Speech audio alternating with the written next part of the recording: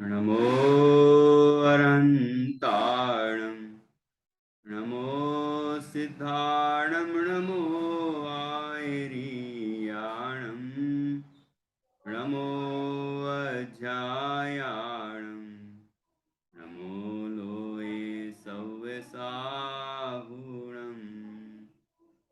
मङ्गलं भगवान् वीरो मङ्गलं गौतमो गणी मङ्गलं कुन्दकुन्दाद्यो जैनधर्मोऽस्तु मङ्गलम् सर्वमङ्गलमाङ्गल्यं सर्वकल्याणकारकं प्रधानं सर्वधर्माणां जैनं जयतु शासनम् जैनं जयतु शासनम् इन्दसद्वन्द्याणम् त्रिभुवनहृदमधुरविशदवक्ताणम् अन्तातीतगुणाणं नमो जिणाणं जिदभवाणम् सहजानंद चैतन्य प्रकाशाय महीयसे नमो अनेकांत विश्रांत महिम्ने परमात्मने दुर्निवारणयानीक विरोध ध्वंसनौषधि स्यात्कार जीविता जिया जैनी सिद्धांत पद्धति स्वसंवेदन सिद्धाय जिनाय परमात्मने शुद्ध जीवास्तिकायाय नित्यानंद चिदे नमः।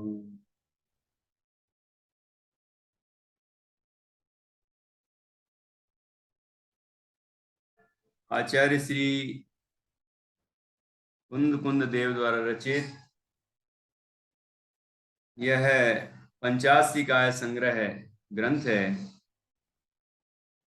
इसका षड्द्रव्य पंचास्तिकाय वर्णन विशेष अधिकार चल रहा है। इसमें हम जीव द्रव्यास्तिकाय की चर्चा कर रहे हैं। जीव द्रव्यास्तिकाय की चर्चा 9 बिंदुओं में 9 अधिकारों में की है। उनमें से यह उपयोग अधिकार की चर्चा है। उपयोग आत्मा का लक्षण है, आत्मा की पहचान है। उपयोग से ही आत्मा पहचाना जाता है। उपयोग चैतन्य का अनुसरण करने वाला परिणाम है।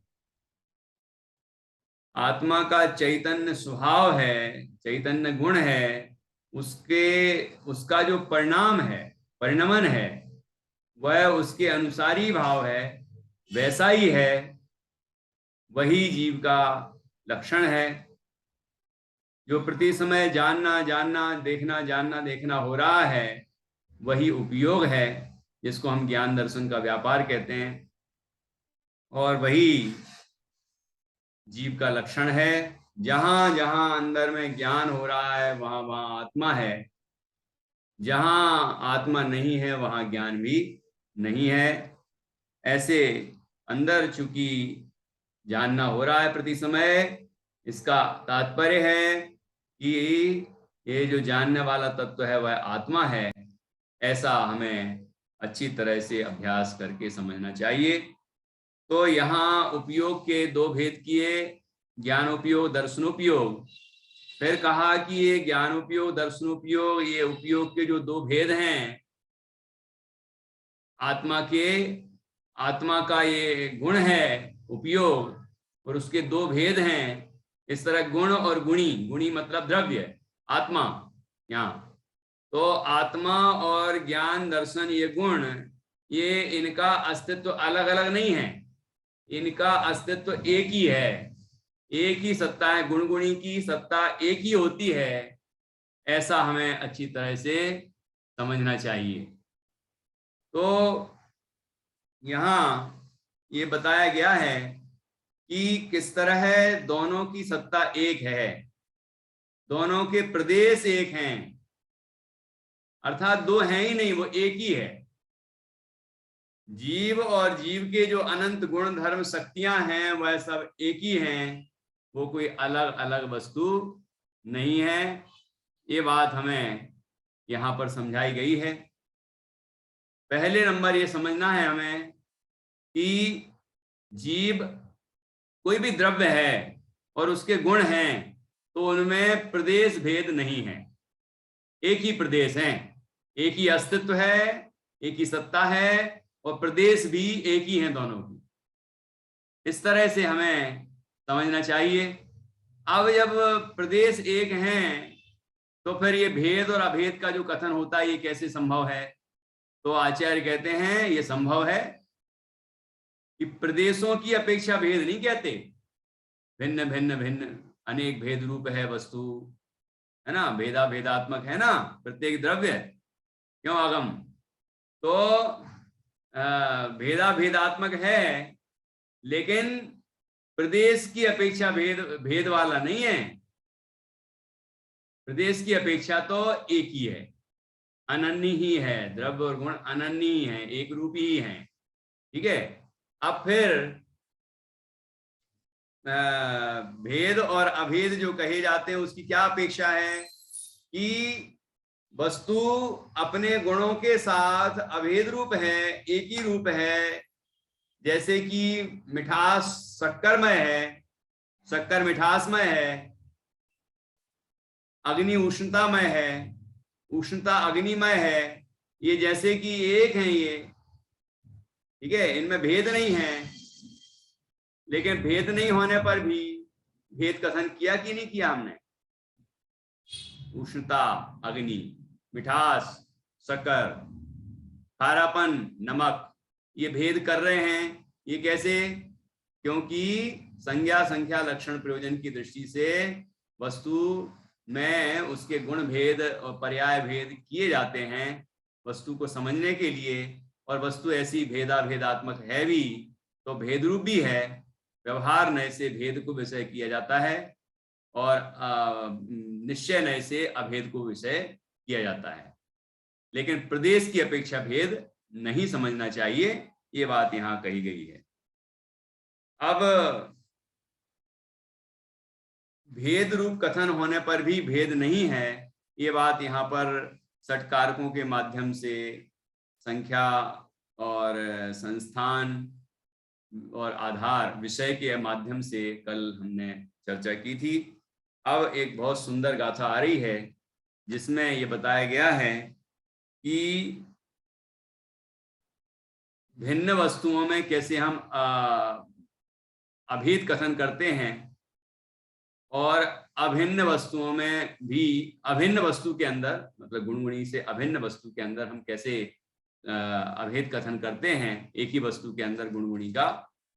तो कथन तो एक से दिखते हैं लेकिन एक जगह दो वस्तुएं अलग हैं और एक जगह वो है एक ही वस्तु है। तो वो उसका एक बहुत सुंदर उदाहरण यहाँ पर दिया है। 47 नंबर की गाथा। कल की गाथाएं किसी को याद हुई हो तो सुना सकते हैं। कोई भी गाथा याद हुई हो कल की तो आप सुना सकते हैं। हाँ, ये मैरोनी वालों ने याद की हैं।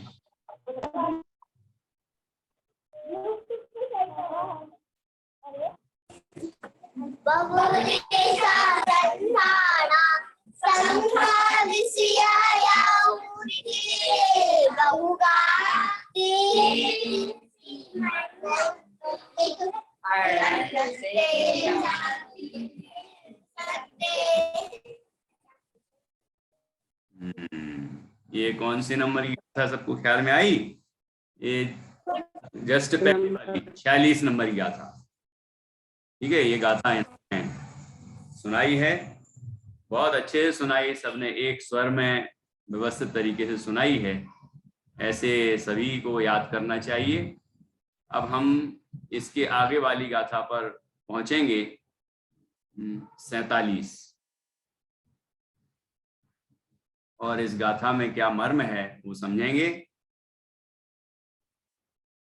णाणं धनं च कुवदि, णाणं धनं च कुवदि, धनिणं जहनाणिनं च दुविधेहिं, धनिणम जह णाणिणम च दुविधेहिं भण्णन्ति तः पुधत्तम् भण्णन्ति तः पुधत्तम् एयत्तं चावितच्चणुः एयत्तं चावितच्चणुः। इत्यादि फिर से आ गया चाबी ना। ये चाबी कल जो आया था ना, तुमने पूछा था कि चाबी का क्या अर्थ है, ये फिर से आ गया। अब मैं तुमसे पूछूंगा कि चाबी का क्या अर्थ है। अरे वाह, देखो कह रहे हाँ हाँ मैं बता दूंगी। शाबाश, ऐसे होना चाहिए। हाँ बताओ।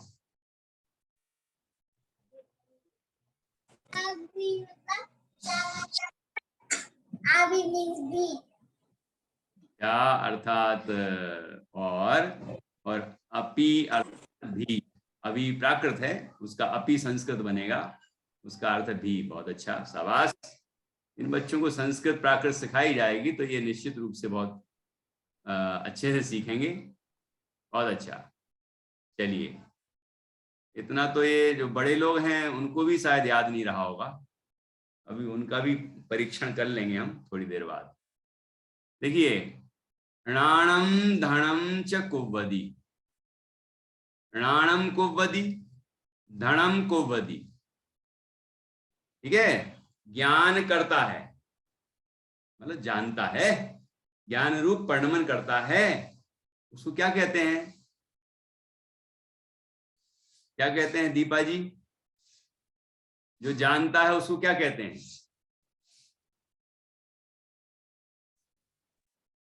तो जानता है तो चेतना कहते हैं यार, जीव कहते हैं। नहीं, ऐसा शब्द बताओ कि जो उसका ऐसा कर्ता पद शब्द बने। जो जानता है धन उसे कमाता है उसको क्या कहते हैं? कमाता है। जिसके पास धन इकट्ठा हो जाता है उसको क्या कहते हैं? धनी। धनी, बराबर। ऐसे और ही जो है जानता है उसको क्या कहते हैं? ज्ञानी। गाथा में दिख गया क्या? गाथा में से समझ में आ गया क्या कि में आ गया? बहुत अच्छा, यही उदाहरण दिया है आचार्य ने। देखो क्या कहा है, देखिए, णाणम धनम च कुव्वदी धनिणम जह णाणिणम च दुविधेहिम। कि जैसे कोई व्यक्ति धन कमाता है तो धनी कहलाता है, धनी हो जाता है ना। धन कमाता है, धन इकट्ठा हो जाता है, धन जिसके पास हो उसको धनवान कहते हैं, धनी कहते हैं, धनी। ठीक है। और णाणम कुव्वदी, जो ज्ञान करता है जानता है उसको क्या कहते हैं? णाणीणम, उसको ज्ञानी कहते हैं। ठीक है, जो जानता है उसे ज्ञानी कहते हैं। तो हम सभी जानते हैं इसीलिए ज्ञानी हैं। ठीक है, और धन है कि नहीं अपने पास? हाँ, धन तो है ही, धन तो प्राणों से प्यारा, ज्ञान हो या ना हो धन तो होना ही चाहिए, है ना। ज्ञान तो जीव को है ही। ये ज्ञान अर्जन की बात अलग है, ये ज्ञान अर्जन कर रहे हैं, ये भी, इससे भी हम ज्ञानी बनते हैं। सम्यक ज्ञान हमारे अंदर प्रकट होता है, मतलब हम जिनवाणी का ज्ञान प्राप्त करते हैं तो हम ज्ञानी कहलाते हैं, और आत्मज्ञान प्राप्त करते हैं तो ज्ञानी कहलाते हैं। यहाँ तो जानता है वो ज्ञानी है, दोनों अर्थों में ज्ञानी का प्रयोग होता है।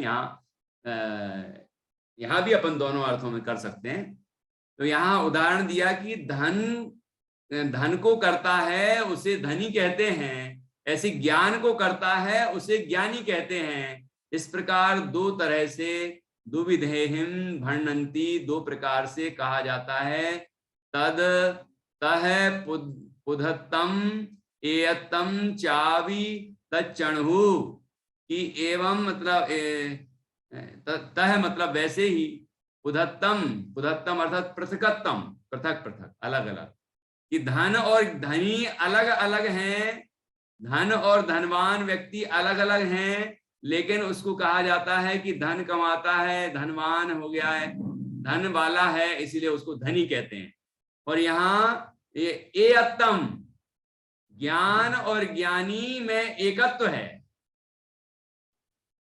मतलब एक ही है। ठीक है, चाबी, चा अपी, ज्ञान और धन, ज्ञान और ज्ञानी एक हैं, ज्ञान और ज्ञानी में एकत्व है, धन और धनी में पृथकत्व है। ठीक है, ऐसा किसने कहा है? तच्चणहु, तत्वज्ञों ने कहा है।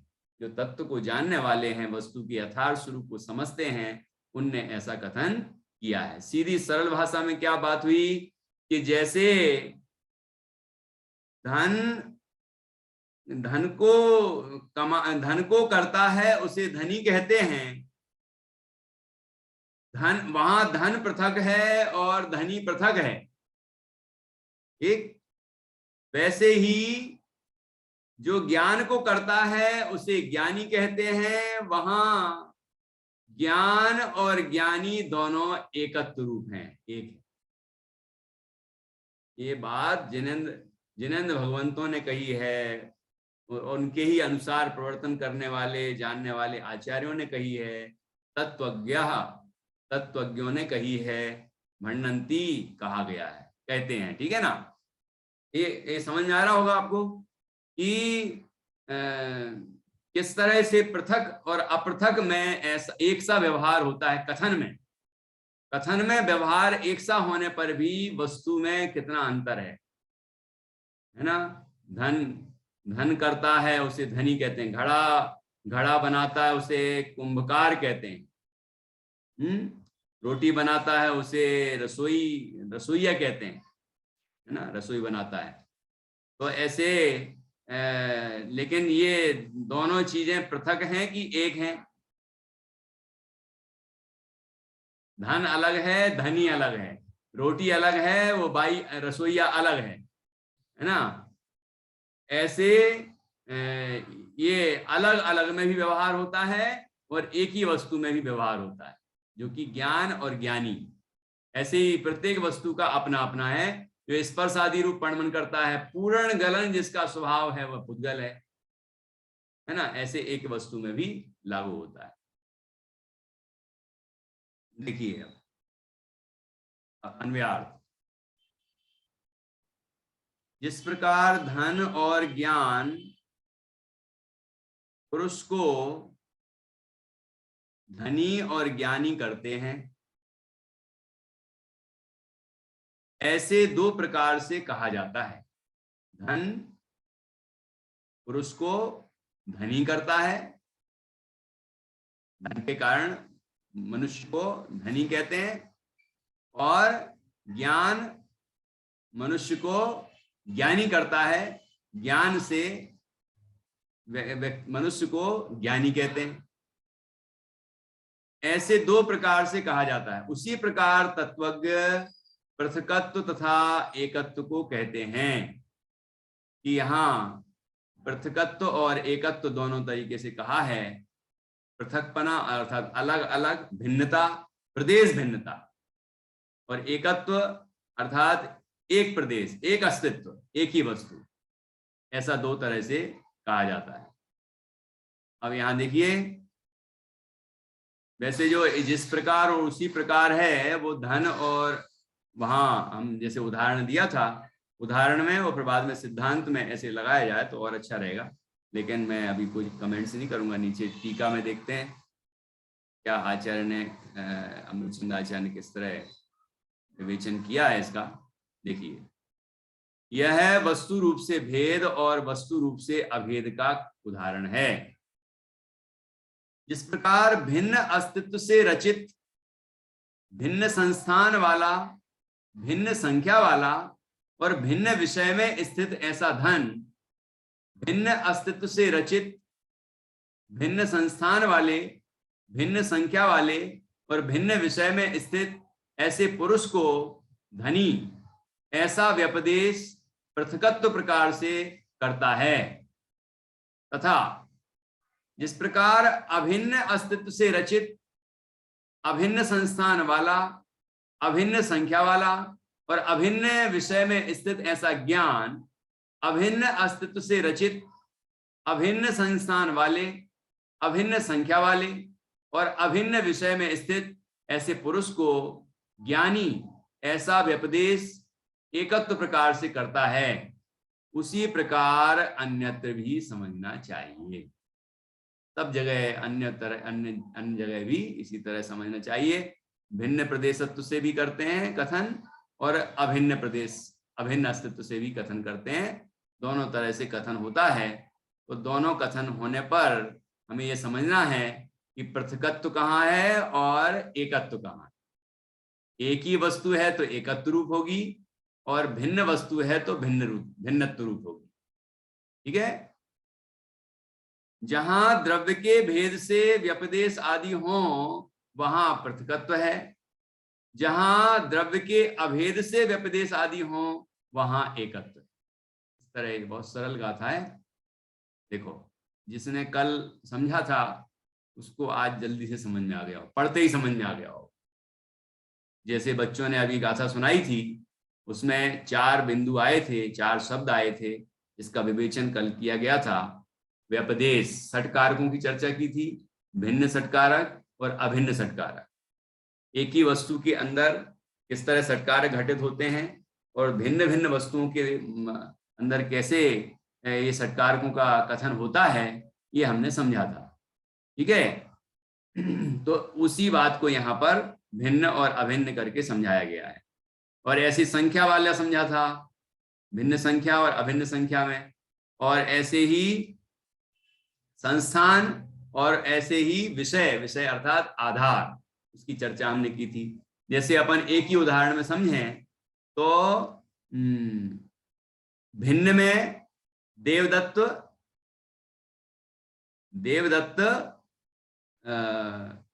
और उसका जो षटकारक का पूरा वाक्य बनाया था। देवदत्त क्या करता है,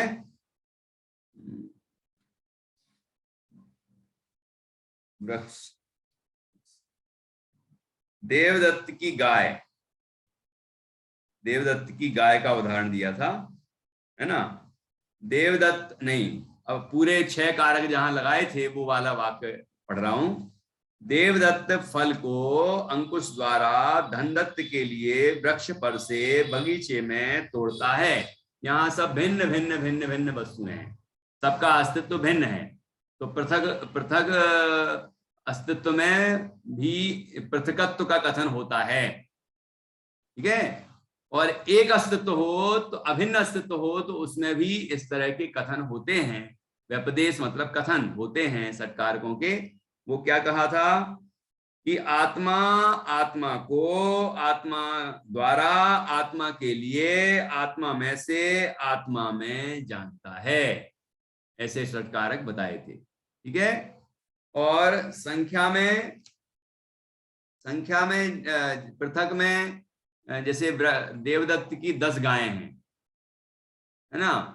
और अभिन्न में ये तो पृथक हो गया, गायें अलग हैं, देवदत्त अलग है। और अपृथक में, अभिन्न में जैसे वृक्ष की 10 शाखाएं हैं, ऐसे ही जीव के अनंत गुण हैं, द्रव्य के अनंत गुण हैं। ठीक है। और ये संख्या हो गई। संख्या के बाद संस्थान, जैसे ऊंचे देवदत्त की ऊंची गाय, है ना। देवदत्त अलग है, गाय अलग है, लेकिन दोनों ऊंचे हैं, उनकी दोनों की अपनी अपनी ऊंचाई है।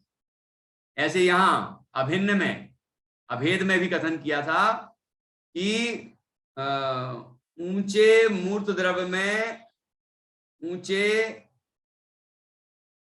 मूर्त द्रव्य में मूर्त गुण, ऊंचे नहीं है वहां, मूर्त द्रव्य में मूर्त गुण। जैसे चौकोर मूर्त द्रव्य हो, या चलो अपन सही जो चर्चा है, षटकोण आकार का जो परमाणु है मूर्त द्रव्य, तो उसके अंदर जो गुण होंगे वो भी वैसे ही होंगे। ये आकार की बात हो गई। संस्थान, है ना। अभी जैसे अपन ने कोई पुस्तक है हमारे पास, ये भी तो पुद्गल द्रव्य है ना, पुद्गल स्कंद।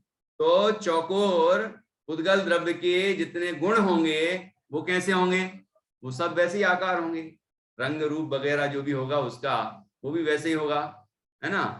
तो ऐसा अभिन्न द्रव्य में भी घटित होता है। जैसे आत्मा के असंख्यात प्रदेश रूप आकार है, सिद्ध अवस्था में अंतिम शरीर से किंचित पुरुषाकार रूप आकार है, तो ऐसा संस्थान कहा था। तो भिन्न द्रव्य में भी होता है और अभिन्न द्रव्य में भी इस तरह घटित होता है। और विषय जैसे कि गौशाला में गायें, बाड़े में गायें, तो बाड़ा अलग है, गाय अलग है, लेकिन बाड़े में गाय है। ऐसे ही द्रव्य में गुण, वृक्ष में शाखाएं, तो अभिन्न द्रव्यों में भी इस तरह के कथन होते हैं। तो यहां पर चारों बातें कही, व्यपदेश, संख्या, संस्थान और विषय मतलब आधार, ये चारों बातें घटित की। तो यदि ये भिन्न वस्तु में कहेंगे, जिसका जो दोनों भिन्न भिन्न पदार्थ होंगे, तो उनमें भी कथन तो इसी तरह होगा, लेकिन वो सब भिन्न भिन्न होंगे। देवदत्त अलग है, गाय अलग है, बाड़ा अलग है, ठीक है, वो धनदत्त अलग है, फल अलग है, और ये सब अलग अलग हैं। तो इस तरह भिन्न पदार्थों में भी कथन होता है, उसमें पृथकत्व होता है, भिन्न भिन्न द्रव्य होते हैं। और यही बात अभिन्न द्रव्यों में भी लागू होती है। जैसे जीव के अंदर ज्ञान है, जीव में ज्ञान है, जीव ज्ञान से जानता है ना, जीव स्वयं के लिए जानता है, स्वयं में से जानता है, स्वयं में जानता है ना। इस तरह ये सारे कथन इसमें जीव के अंदर ही हो जाते हैं, तो अभिन्न द्रव्य में होंगे। यह बात यहाँ पर अभी समझाई है। देखो अब फिर से आ जाए टीका पे। जिस प्रकार भिन्न अस्तित्व से रचित, भिन्न अस्तित्व से रचित मतलब अलग अलग सत्ता है जिनकी, जैसे कि आपकी और मेरी अलग अलग सत्ता है, ठीक है। ये जितने घर में जो मकान दिख रहा है, कहीं टेबल कुर्सी धूप वगैरह सारी चीजें दिख रही हैं, इसकी सत्ताएं सबकी भिन्न भिन्न हैं। वैसे तो एक एक परमाणु की सत्ता अलग अलग है, ठीक है। वो स्कंध में भी जितने परमाणु हैं उनकी सत्ताएं भी अलग अलग हैं। तो भिन्न अस्तित्व से रचित, भिन्न संस्थान वाला मतलब भिन्न आकार वाला, भिन्न संख्या वाला और भिन्न विषय में स्थित ऐसा धन। धन का अस्तित्व अलग है, धन का आकार अलग है। अभी कैसे नोट आने लगे, उसका आकार अलग है ना, संस्थान अलग है और उसकी संख्या अलग है ना। 2000 का नोट है कि अब तो 1000 का चल ही नहीं रहा अभी, तो 500 का है, संख्या अलग है। कितने नोट हैं वो, संख्या सब नोटों की का अस्तित्व अलग अलग है ना। 100 नोट मेरे हाथ में है, यदि ऐसे ऐसे गिन रहे हैं तो उनके अस्तित्व अलग अलग है, उनका आकार अलग है, सबका अपना अपना आकार है और उनका जो संख्या है वो अलग है, ठीक है। और भिन्न विषय में स्थित ऐसा, भिन्न विषय, विषय मतलब आधार अलग है। आपकी तिजोरी में आपका धन रखा है, मेरी तिजोरी में मेरा धन रखा है, सबका आधार अलग है, धन धन है ना। वो धन का अस्तित्व अलग है, तिजोरी का अस्तित्व अलग है। लेकिन ये जीव, जब तिजोरी का ही धन नहीं होता तो मेरा धन कैसे हो जाएगा, लेकिन फिर भी ऐसे भ्रम में नाचता है कि मेरा हो गया ऐसा। तो यहां भिन्न अस्तित्व की बात कर रहे हैं। अब देखिए, ऐसा धन, धन का अस्तित्व भिन्न हो गया चारों तरह से। जिस प्रकार भिन्न अस्तित्व से रचित, भिन्न संस्थान वाला, भिन्न संख्या वाला और भिन्न विषय में स्थित ऐसा धन। अब यहां पुरुष की बात करेंगे, जो भिन्न पुरुष है, भिन्न अस्तित्व से रचित, भिन्न संस्थान वाले, भिन्न संख्या वाले और भिन्न विषय में स्थित ऐसे पुरुष को धनी ऐसा व्यपदेश पृथकत्व प्रकार से करता है। धनी ऐसा व्यपदेश अर्थात कथन पृथकत्व प्रकार से करता है। पृथक मतलब भिन्न भिन्न होने पर, भिन्न भिन्न रूप में होने पर भी ऐसा कथन करता है कि जिसके पास धन है वो धनी है। धन अलग है, पुरुष अलग है, लेकिन भिन्न होने पर भी उसका इस तरह से कथन होता है कि वो धनी है ना। ये पृथकत्व हो गया, सबको समझ में आ रहा होगा, कठिन तो है नहीं विषय। हाँ आगे, तथा जिस प्रकार अभिन्न अस्तित्व से रचित, यहां ज्ञान की चर्चा कर रहे हैं। ज्ञान कैसा है? जीव में ज्ञान अभिन्न अस्तित्व से रचित है, ठीक है, अभिन्न सत्ता है, अभिन्न संस्थान वाला है। जितना आत्मा है उतना ही ज्ञान है, उतना ही। जैसे असंख्यात प्रदेशी आत्मा है तो असंख्यात प्रदेशी ज्ञान है, दर्शन है, सुख है, वीर है, श्रद्धा है, चारित्र, सारे गुण है, ठीक है। अभिन्न संस्थान वाला, अभिन्न संख्या वाला, संख्या है जो अनंत गुण है, तो अनंत गुणों की ये संख्या हो गई, ठीक है। वो द्रव्य एक है, ये अपनी अपनी बात है। तो ये हो गए संख्या, एक भी तो संख्या है, अनंत ही संख्या नहीं, एक भी संख्या है। द्रव्य एक है, गुण अनंत है, ये संख्या हो गई। और अभिन्न विषय में स्थित ऐसा ज्ञान, अभिन्न विषय, ये आधार उसका अभिन्न है, जहां वो ज्ञान स्थित है वह आत्मा ज्ञान से एक रूप है, एक अस्तित्व वाला है। अभिन्न विषय में स्थित ऐसा ज्ञान, अभिन्न अस्तित्व से रचित, अभिन्न संस्थान वाले, अभिन्न संख्या वाले और अभिन्न विषय में स्थित ऐसे पुरुष को ज्ञानी व्यपदेश एकत्व प्रकार से करता है। कि ज्ञान की अभिन्नता बताई और ज्ञानी की अभिन्नता बताई, और ऐसे करके ज्ञान के कारण उस पुरुष को ज्ञानी कहते हैं। ये एकत्व का कथन है, ज्ञान और ज्ञानी एक हैं, एक अस्तित्व उनका है ना, अभिन्न है, एक एकत्व प्रकार से करता है। उसी प्रकार अन्यत्र भी जानना, अन्यत्र कहाँ कहाँ जानना, ये सब जगह ऐसे हम कथन करते हैं, सब जगह ऐसा ही जानना, जहां भिन्न पदार्थ हो वहां पर भिन्न जानना। जैसे मकान वाला, गाड़ी वाला, बाड़ी वाला, लाड़ी वाला, ये कहते हैं ना हम, ये सब भिन्न अस्तित्व से रचित हैं सब, है ना।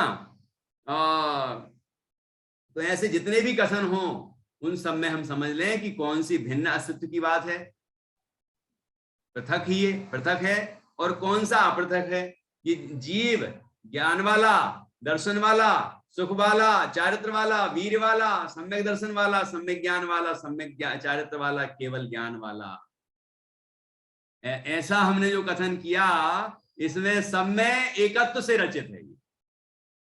ऐसे पुद्गल में, उसमें स्पर्श, रस, गंध, वर्ण वाला, ऐसे सभी द्रव्यों का अपना अपना उनके गुण और गुणी का संबंध होता है, वो एकत्व से रचित होता है। ऐसा अन्यत्र भी समझना चाहिए। मैं ये बातें सब आ गई।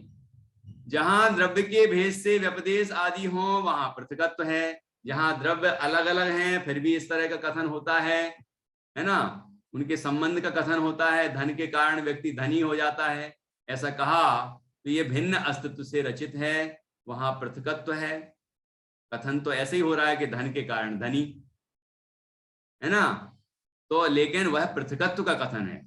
और जहां अभेद से व्यपदेश, जहां द्रव्य के अभेद से व्यपदेश आदि हो वहां एकत्व है, वहां एकत्व है, अर्थात एक द्रव्यत्व है। ठीक है, इस प्रकार यहाँ पर बहुत सरल बात है। जहां एक ही वस्तु है, उसके अंदर के जो गुण धर्म और उसकी पर्याय हैं वो उन सब में एकत्व है। कथन भेद का होता है, लेकिन ऐसा नहीं समझना कि वो भिन्न हो गए। उनके प्रदेश अभिन्न ही रहते हैं, उनका अस्तित्व अभिन्न ही रहता है, एक ही रहता है, वो अभेद ही रहते हैं। ठीक है ना, तो वो जहां हम भेद कथन कर रहे हैं वो वहां भी भेद कथन करने पर भी वो वस्तु अभेद रूप ही है, वस्तु रूप से वे एक ही हैं, ऐसा हमें समझना चाहिए। ठीक है, और जहां हम भिन्न वस्तुओं में एकत्व का कथन कर रहे हैं, भले ही कथन कर रहे हैं, लेकिन वो एकत्व रूप नहीं हो गए, वो भिन्न ही हैं, वो भिन्न ही हैं। कितने ही हम अनादिकाल से कहते आ रहे हैं हम शरीर वाले हैं, शरीर वाले हैं, शरीर वाले हैं, औदारिक शरीर वाले हैं, विक्रियक शरीर वाले हैं, जब जैसा शरीर मिला, तेजस कारमान शरीर वाले हैं। आहारक तो नहीं मिला होगा, क्योंकि वो तो भावलिंगी छठवें गुण स्थानवर्ती मुनराज को होता है, और ऐसी अवस्था हुई होती तो शायद हम संसार में नहीं घूम रहे होते। संभावना यही है, कदाचित अर्ध पुद्गल परावर्तन वाला जो कथन है, वहां कोई जीव ऐसा हो जाए कि जो उस अवस्था से भी गिर के और यहाँ भटक रहा हो, है ना, संभावना कम है। तो जो भी शरीर मिला, जैसा भी शरीर पाया, उस शरीर को अपना समझा, भेद विज्ञान नहीं पाया। और लेकिन हम कहते रहे भले ही, मानते रहे भले ही, लेकिन वो पृथक थे और पृथक ही हैं, वो कभी एक हो सकते नहीं।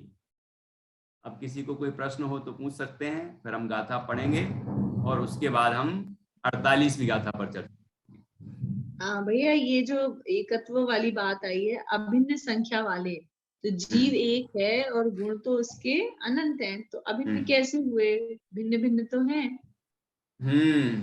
वस्तु रूप से भिन्न है क्या?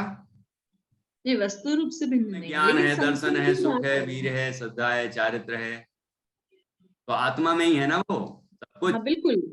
हाँ, और तिजोरी में धन है, संपदा, 1 रुपए का सिक्का है, 2 रुपए का सिक्का है, 10 रुपए का नोट है, 1 रुपए का नोट है, ये है वो है, दुनिया भर के ये सब भिन्न भिन्न ही है कि एक तिजोरी में धन है तो भिन्न भिन्न ही है। और आत्मा में ज्ञान है, दर्शन है, सुख है, वीर है, श्रद्धा है, चारित्र है, इत्यादि अनंत गुण धर्म शक्तियां हैं, तो वो आत्मा में ही हैं, प्रदेश भेद नहीं हुआ। भेद कथन करने पर भी प्रदेश भेद नहीं होता। ये बात आचार्य इस प्रकरण में शुरू से ही कहते आ रहे हैं कि प्रदेश की अपेक्षा भेद मत समझना। एक वस्तु के अंदर, एक वस्तु के जो गुण गुणी हैं, द्रव्य गुण पर्याय हैं, उनमें प्रदेश भेद नहीं है। ये तो आचार्य कहते आ रहे हैं। संख्या की वो दी है ना, संख्या लक्षण और प्रयोजन की दृष्टि से भेद कथन किया जाता है। तो वो भेद कथन करने पर भी भेद नहीं है। मतलब भेद कथन करने पर भी कहाँ भेद है कि वो नाम में भेद है, संख्या में भेद है, लक्षण में भेद है, प्रयोजन में भेद है, लेकिन वस्तु में भेद है क्या? नहीं, वस्तु में नहीं है कोई भेद। बस आचार्य की सिद्धि यही है। अभी यहाँ पर यही सिद्ध कर रहे हैं कि वस्तु में भेद नहीं है। पहले तो वस्तु में भेद नहीं है गुणगुणी का, ये पहले हम निश्चित करें, फिर हम भेद कथन करते रहो, समस्या नहीं, ऐसा कहना चाह रहे हैं। जैसे कि कल हम से रस्सी बंध जाए फिर कितने दूर भी घूमो। हाँ, खूंटे से रस्सी बंध जाए फिर कितना भी घूम लो, फिर गाय कितनी घूमती रहे कोई फर्क नहीं पड़ेगा। चलिए बढ़िया, इस तरह से हमने चर्चा की। अब हम ये गाथा पुनः पढ़ेंगे, पाठ करेंगे। बच्चे ध्यान से सभी एक साथ पढ़ेंगे, याद हो जाना चाहिए, बहुत सरल है, कठिन तो है ही नहीं है। और उसके बाद हम 48वीं गाथा पर चर्चा करेंगे, वो भी सरल है। णाणं धनं च कोवदि धनिणं जहणाणिणं च दुविधेहिं वर्णन्ति तः पुधत्तं एयत्तं चावितच्चणुः। णाणं धनं च कोवदि धनिणं जहणाणिणं च दुविधेहिं वर्णन्ति तः पुधत्तं एयत्तं चावितच्चणुः। कठिन तो नहीं है।